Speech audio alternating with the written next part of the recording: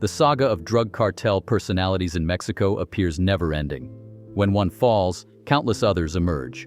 Following El Chapo's capture, it's worth noting the existence of another equally notorious individual. He goes by the alias El Mencho, and there's currently a $30 million reward for information leading to his capture. The head of this massive criminal organization is among the rare few cartel leaders who consistently evade law enforcement. So, who really is El Mencho? Introducing Nemesio Cervantes, also known as El Mencho.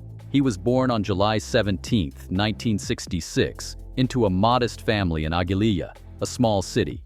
During his early years, he received limited education, attending school only until the age of 10 without completing primary education. Following his departure from school, young El Mencho assisted his family with their avocado farm. Some years later, he became embroiled in the world of crime.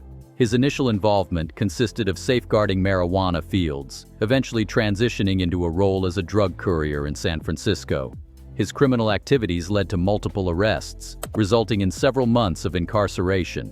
Subsequently, El Mencho, now a young man, was deported back to Mexico, marking the onset of a new phase in his life.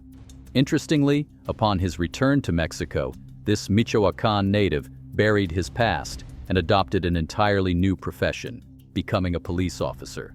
However, this transition from a drug courier to a law enforcement officer did not transform him into a law-abiding citizen. Instead, he ultimately betrayed the police and aligned himself with the Mencho cartel, a rival of the Sinaloa cartel during his era. Gaining strength over time, El Mencho eventually established his own drug cartel, known as the Jalisco New Generation Cartel, or CJNG. His prior experience as a former police officer turned drug lord endowed him with considerable expertise in evading police capture. This extended to his proficiency in weaponry, encompassing tactics, marksmanship skills, and the training of his own subordinates. The arsenal possessed by El Mencho's cartel rivaled that of a genuine army. As for his criminal enterprises, like an octopus extending its tentacles, this cartel's narcotics network spanned across 5 continents.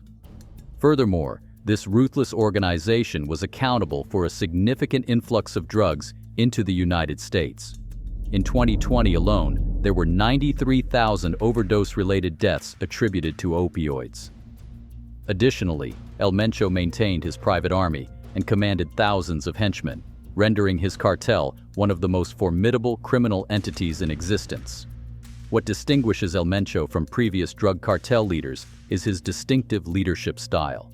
Naturally, transitioning from a police officer to a drug lord shaped his approach to leadership. While traditional drug lords often exhibited leadership styles reminiscent of the Italian mafia, El Mencho's approach is more contemporary. During his time as a police officer, El Mencho frequently harnessed social media and technology to locate criminals. He continued to utilize these skills when he assumed the role of a drug lord, employing social media to announce his whereabouts and issue threats to his rivals. It's not uncommon to witness acts of terror, including violence and mutilation, unabashedly showcased to the world. Adding to the intrigue is the fact that whenever his subordinates carry out these actions, they conceal their identities. In comparison to other cartel leaders, El Mencho is akin to a phantom, extraordinarily challenging to trace, yet his illicit operations persist. The enigma deepens because this father of 3 abstains from possessing a personal cell phone, seemingly existing in the shadows.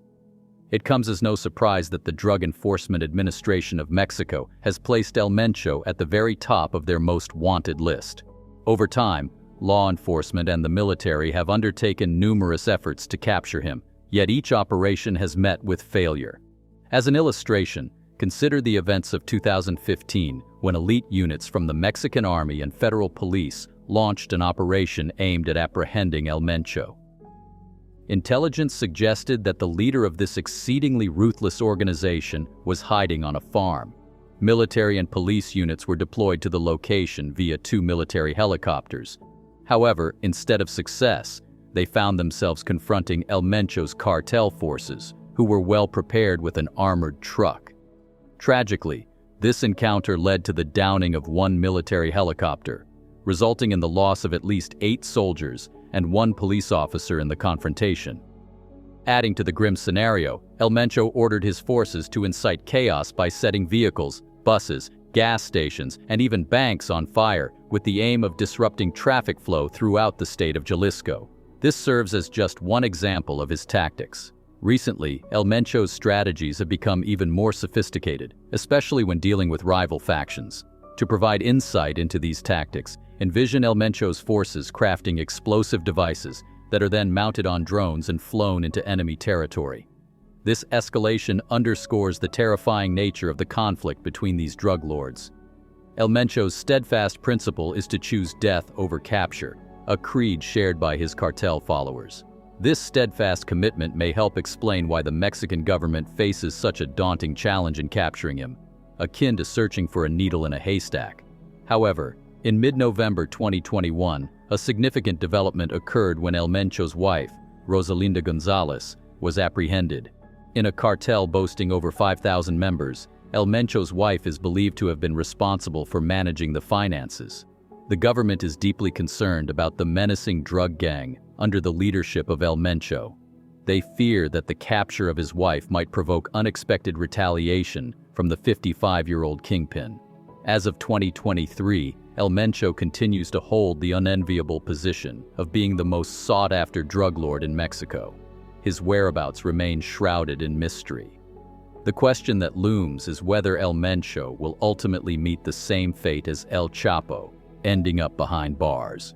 Speculation has even arisen, with some asserting that El Mencho may have met his demise. However, it's reasonable to assume that the CJNG cartel would go to extreme lengths to conceal such news. Confirming such rumors could potentially lead to the downfall of the Jalisco New Generation Cartel. If El Mencho is indeed alive, the question arises, will he be captured? And if so, who will successfully apprehend him and claim the $30 million reward? Your thoughts on this matter are welcome in the comments section. We appreciate those who have watched this video until the end. Until next time.